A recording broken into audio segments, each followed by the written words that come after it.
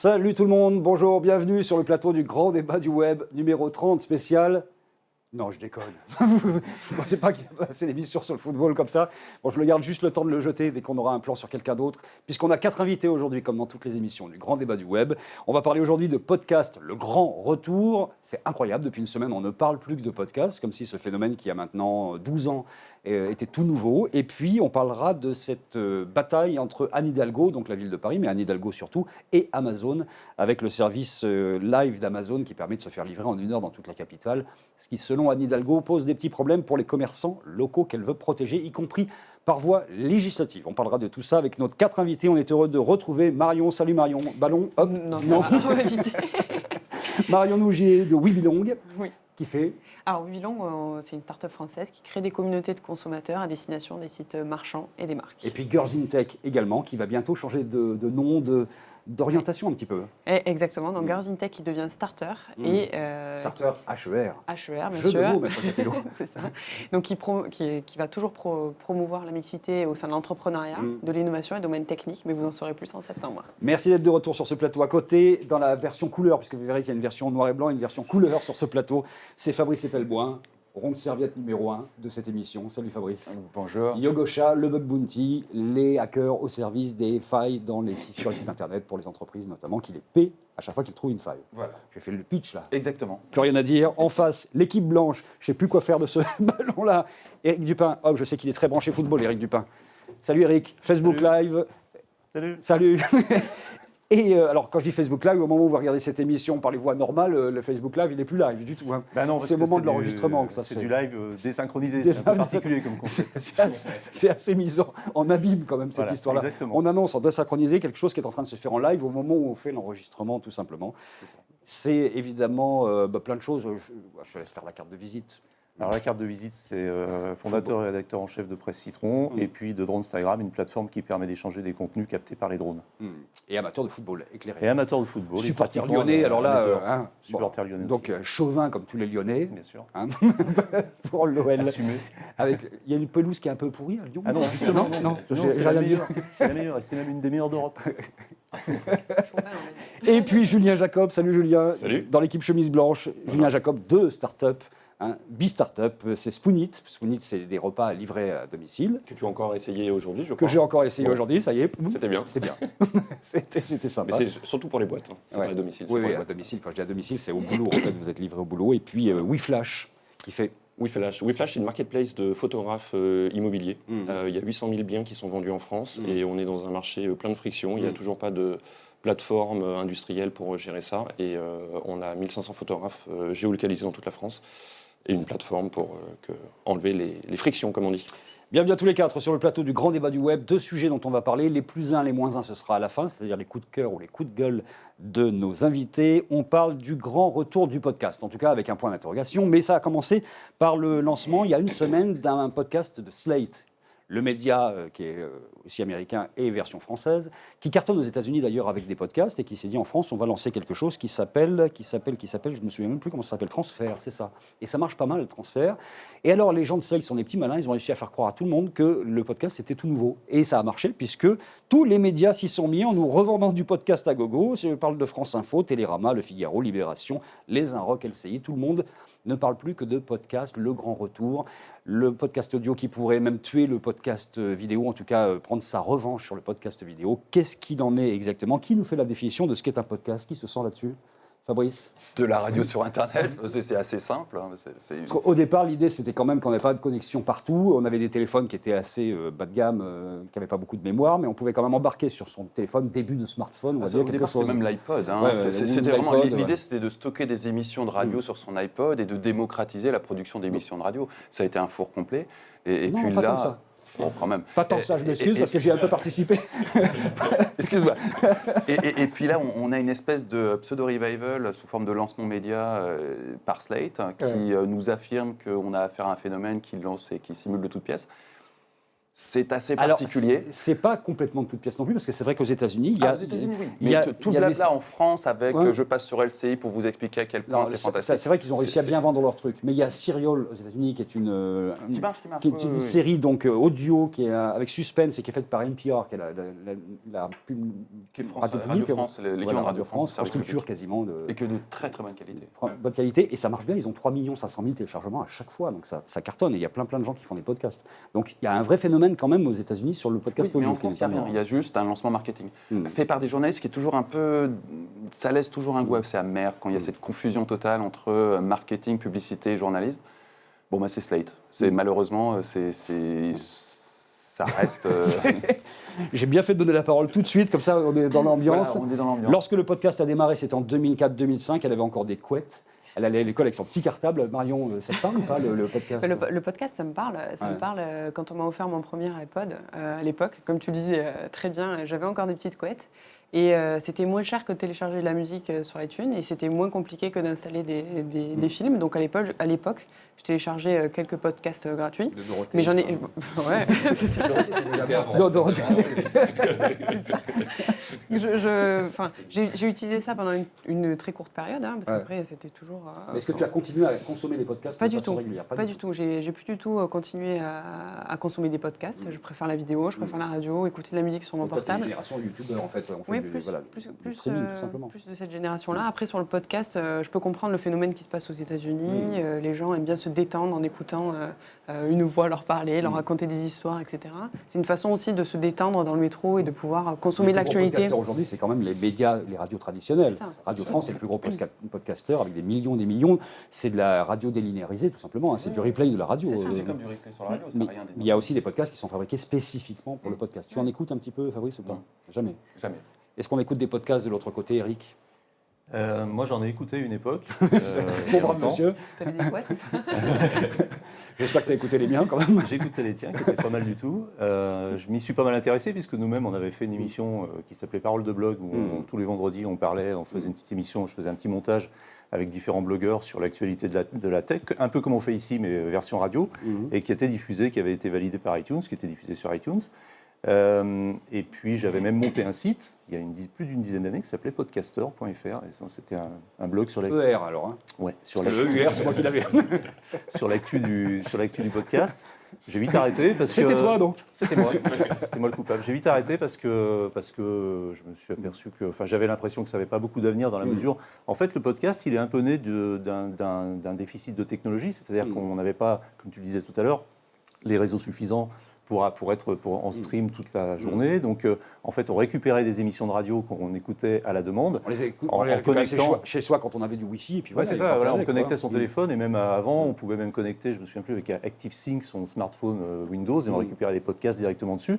On n'était même pas en réseau Wi-Fi, quoi, on était en réseau filaire. Donc ça, c'était un déficit de technologie. Et ce qui est marrant, c'est qu'aujourd'hui, si ça revient, parce que j'ai découvert le sujet quand tu nous as proposé, parce que vraiment, je débarquais complètement, je n'avais pas vu ce retour en force du podcast. Il y a une simulation de Oui, retour voilà. par Alors, 6 journalistes français sur des Mais plateaux. par contre, effectivement, comme tu dis, il n'y a pas de retour parce que moi, ça fait 10 ans que j'entends parler de podcast. Quand j'écoute la radio, à la fin d'une émission, tu as toujours quelqu'un qui dit bon, alors vous pouvez retrouver nos émissions sur le podcast, machin, etc. Alors j'ai fait une petite recherche quand même ce matin.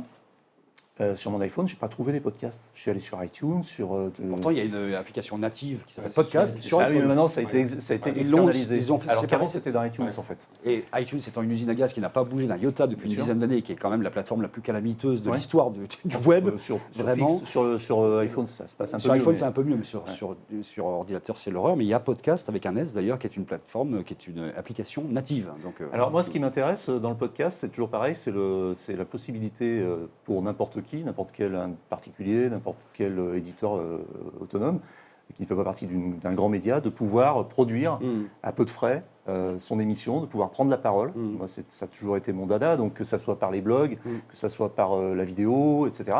Et finalement, aujourd'hui, c'est un canal qui, effectivement, n'a peut-être pas disparu, mais qui revient un petit peu, on va dire, dans la tendance, et qui va permettre d'ajouter un canal à tout l'omnicanal dont on parle aujourd'hui pour les médias. C'est-à-dire qu'en plus de la vidéo, en plus de Snapchat, etc., on aura du podcast, on pourra faire de l'audio.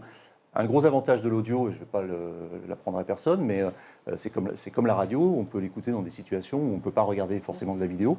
Et je pense notamment finalement à la technologie qui va permettre d'écouter des podcasts plus facilement dans sa voiture, avec Apple CarPlay par exemple.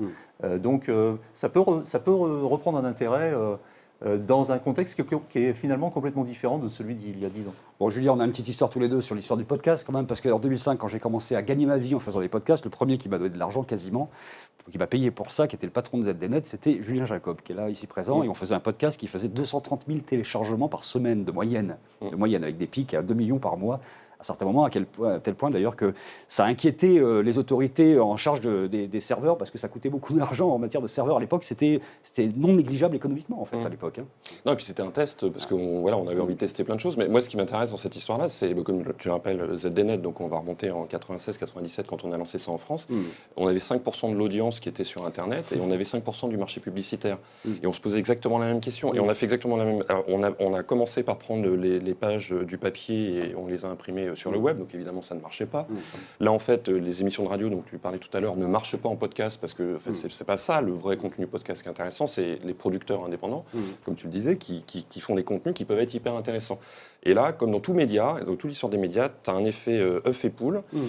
Si j'ai pas de contenu, j'ai pas d'audience. Si j'ai pas d'audience, j'ai pas de monétisation. Et si j'ai pas de monétisation, j'ai pas de contenu. Et le truc tourne. Voilà. Mais ce que je trouve intéressant dans ce qui arrive, c'est qu'il y a une vraie qualité de contenu qui arrive. Il y a quand même un modèle qui est le modèle du sponsoring, qui est, alors ça m'a fait marrer aussi de lire dans la presse française, ouais, le sponsoring ça marche pas, le sponsoring ça marche dans tous les pays du monde, ça dépend comment on le vend. Si on commence à dire, comment on l'assume aussi. Et comment on l'assume, voilà. Et si on commence à dire j'ai de la kilotonne d'audience, bah, évidemment ça marche pas. C'est vraiment un modèle sur des niches, voilà. Et donc tout ça pour dire que moi je pense que le podcast, enfin, est souvent dans ces moments-là, il y a un moment, il y a une évidence, on se dit, comme Internet au début, forcément ça va marcher. Et nous on est passé par la bulle, le peak of disillusion dans la courbe de Gartner, là, on a eu les 10 ans de podcasts qui sont passés dans cette courbe-là. Et à un moment, il y a un truc quelque part ailleurs qui fait que ça peut exploser. Et pour moi, c'est le mobile. Parce que c'est vrai que franchement, avant le mobile, le podcast, c'était juste un truc les de mobiles geek. sont là, ils sont efficients avec des réseaux efficients depuis quand même quelques années. On reparle du podcast comme ça, c'est un peu épiphénomène. Il se trouve qu'aujourd'hui, ce qui est intéressant, c'est qu'on est capable de qualifier les audiences. À l'époque, c'était impossible. Oui, J'ai voilà, monté une parce qu'on régie était à l'époque et on me disait, on ne sait pas qui écoute, voilà. puisque vous téléchargez, vous êtes hors connexion quand vous l'écoutez, on ne sait pas si vous l'avez écouté, ou comment, qui l'a écouté. Aujourd'hui, grâce au téléphone, on sait. Mais grâce au téléphone, on peut aussi faire du streaming.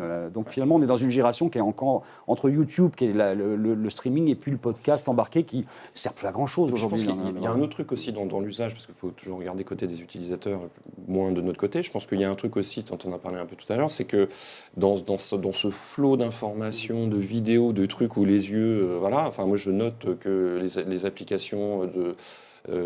Petit Bambou, applications de méditation, etc. Enfin, tous ces trucs-là reviennent. Et pour ça, la radio était quand même un truc formidable. C'est vrai que c'est là où on s'arrête, on ferme les yeux.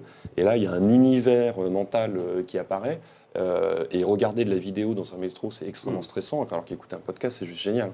Donc, en fait, on devrait le renommer, pour lui redonner cette nouvelle fraîcheur, ROD, c'est-à-dire Radio on Demand, ou Audio on Demand, parce que c'est de On demande, mais ouais. Et, et on parle de podcast, on identifie beaucoup le podcast à l'audio, mais le podcast c'était de la vidéo aussi à la source. C'est juste que les réseaux ne permettaient pas de passer de vidéo, donc on a passé ce qu'on pouvait passer dans les tuyaux à l'époque, mais le podcast peut fonctionner avec de la vidéo aussi. Et même YouTube réfléchit quand même à faire du podcast, ce qui serait pas mal non plus.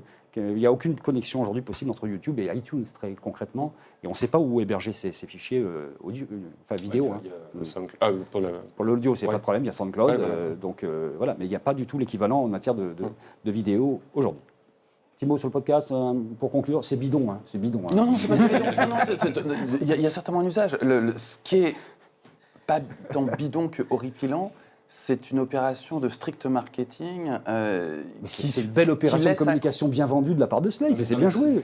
On on peut aussi leur dire bravo, vous avez bien joué le truc. Je pense que vraiment, Et ils sont en tête des classements avec Transfert. Et on a vraiment atteint et largement dépassé la limite où les gens en aura le bol d'être pris pour des cons. Peut-être que le grand gagnant, ce sera celui qui inventera le Snapchat de l'audio. Le Snapchat de l'audio. Il y a peut-être effectivement une couche applicative à réimaginer. Et surtout que l'audio est quand même le dernier type de contenu, parce que l'Internet c'est un trou noir, donc ça absorbe tout. L'écrit, c'est bon, c'est fait. La vidéo, c'est bon, c'est fait. Et effectivement, l'audio en fait est le dernier format de contenu qui n'a pas encore vraiment... virtuelle qui va arriver. oui, non, après, bien sûr, non, mais dans les vieux formats. Dans les vieux formats, c'est vrai que la radio n'a pas été totalement bouffée par Internet. Alors que la presse a été, la Il y a presse écrite a été il y a aussi totalement une erreur qui bouffée, est la souvent radio, non. faite quand même, c'est de dire qu'on fait de l'audio parce que la vidéo ça coûte cher, ce qui est faux, parce que la vidéo aujourd'hui avec un téléphone c'est pas cher, et que la vidéo demande finalement pas beaucoup de savoir-faire pour faire un cadrage à peu près correct, alors que faire de la radio, faire de l'audio, Voilà, faire de c'est vrai beaucoup audio, plus c'est- compliqué voilà. que ce qu'on imagine, et c'est pour ça que le podcast n'a pas marché en France notamment, parce que la majorité des podcasts audio étaient très très très amateurs, et que ça ressemblait quand même aux radios du tout début, qui étaient gentilles mais pas tellement écoutables souvent, tellement c'était assez amateur. Donc voilà. On passe au sujet numéro 2 de cette émission. Là, je suis sûr qu'il va y avoir un débat absolument enflammé. Tout le monde va être vraiment tendu autour de ce sujet-là. Qui va être pour, qui va être contre, quel suspense.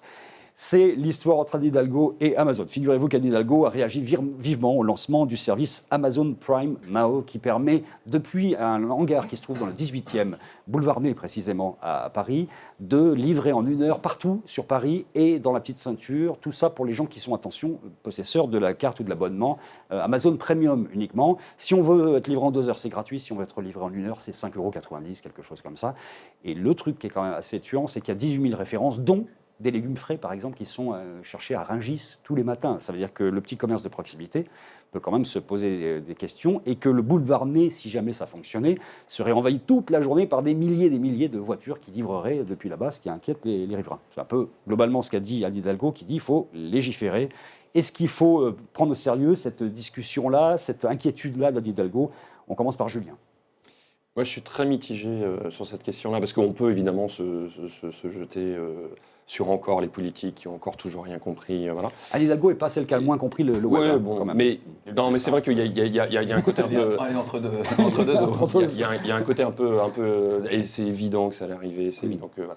Et que la grande distribution, ça gênait personne. Et voilà. Alors ça, c'est le premier truc. Et puis le deuxième truc, c'est que, on en a déjà parlé plusieurs fois ici, mais c'est vrai qu'on note quand même dans ces boîtes américaines, et je crache pas dans la soupe, hein, j'ai bossé pendant 10 ans pour une boîte américaine, mais un rien à foutre des lois locales, je pense à Uber, voilà, qui est quand même un peu énervant. C'est-à-dire que, et ça me rappelle ce que disait Michel Rocard il y a 2 semaines sur les syndicats Donc et il les est toujours politiques. vivant, c'est une bonne nouvelle. Oui, il dit des trucs pas bêtes, c'est que juste le problème sur la loi El Khomri, c'est le manque de dialogue en fait. Et là, on a le même sentiment, c'est que on a des boîtes américaines qui n'ont absolument rien à faire du local. Qui ont lancé la même chose aux États-Unis, en Angleterre, en Ouais. Italie, il n'y a Non. pas eu de manifestation de masse Voilà, non non, plus. et, hein, et donc du bon, côté politique, c'était évident que ça allait arriver, et on se retrouve sur une crispation française comme loi travail et compagnie.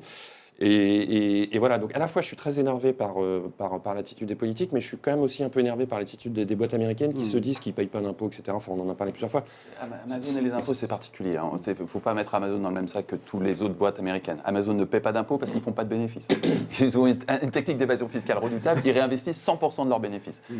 C'est vrai que ça ne fait rien du tout à imposer à la fin de l'année.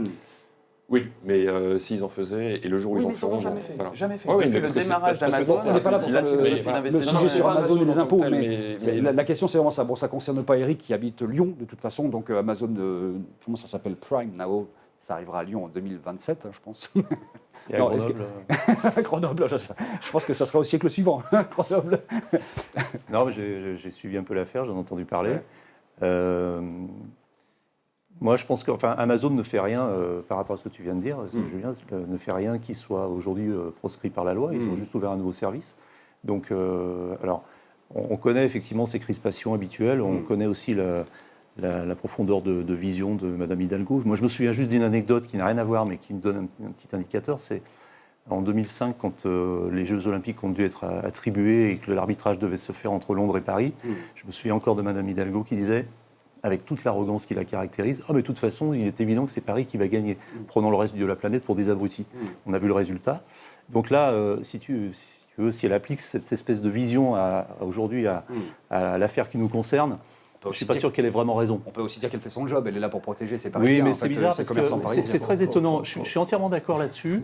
Je suis d'accord avec ce que tu viens de dire, c'est qu'il faut quand même réglementer, il faut faire attention. Mais c'est très bizarre parce que moi, je ne l'ai jamais... Alors, je ne suis pas parisien, comme tu l'as dit. et je suis quand même bien l'actualité, je ne l'ai jamais entendu se soucier beaucoup des commerçants jusqu'à présent.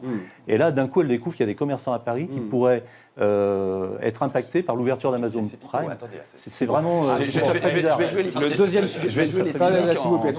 Deuxième sujet pipeau de la journée. Deuxième sujet pipeau. Non, ce qui est pipeau, on est dans un cas de figure caricatural du politique.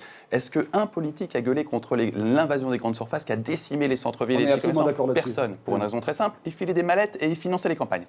Aujourd'hui, Amazon, qui a le malheur de ne pas filer de mallettes, de ne pas financer de campagne, on est exactement dans le même système qu'Uber. Pourquoi est-ce que Uber, quand Uber est arrivé, qui a créé au passage 40 000 emplois dans des ghettos de banlieue parisienne, et des ghettos totalement exclus de l'emploi, qu'est-ce qui s'est passé au niveau des politiques? Ah, mon Dieu, le pauvre petit artisan de taxi, en réalité G7, qui eux aussi filent des mallettes et financent des campagnes, qui était menacé par... Alors, pour voir les procès, vous adressez à Fabrice Epelmois. Hein, j'attends les procès, parce que vraiment, le dossier G7, il est long comme ça. Long comme ça. Allez-y, je vous donnerai son adresse à la fin de l'émission. Il est énorme, il y a une jurisprudence il est très très en forme aujourd'hui. Donc, ce qu'on a, c'est des politiques qui concrètement voient leur portefeuille touché par des startups qui, objectivement, je pense qu'elles ne réalisaient même pas vraiment ce qu'ils faisaient. Et quand Uber est arrivé, ils ne se sont pas dit on va taper dans la caisse du Parti Socialiste. Et ils ont une stratégie globale qui a tapé dans plein de trucs, dont la caisse du Parti Socialiste. Quand Amazon Prime est arrivé, revenons à nos moutons un petit peu. Qui s'imaginaient un instant qu'ils allaient niquer Carrefour et compagnie, parce que c'est plus Carrefour Monoprix qui vont être impactés que le petit commerce de proximité. Et que là, effectivement, ça va taper dans les caisses des partis.